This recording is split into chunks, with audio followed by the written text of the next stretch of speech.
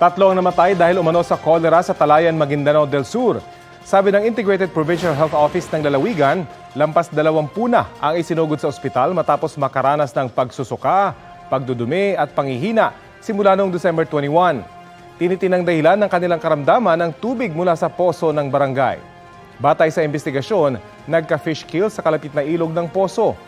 Mailan ding naliligo, naguhugas ng pinagkainan at dumudumi sa ilog.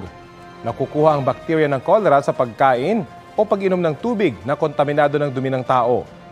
Namigay na ng malinis na inuming tubig ang lokal na pamahalaan. May payo naman ang Department of Health para makaiwas sa kolera.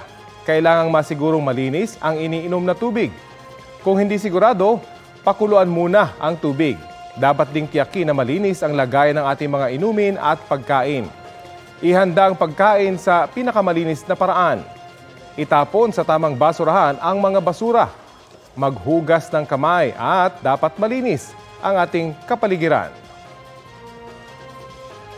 Kapuso, alamin ang maiinit na balita. Bisitahin at mag-subscribe sa GMA Integrated News sa YouTube. Sa mga kapuso abroad, samahan nyo kami sa GMA Pinoy TV at sa www.gmanews.tv.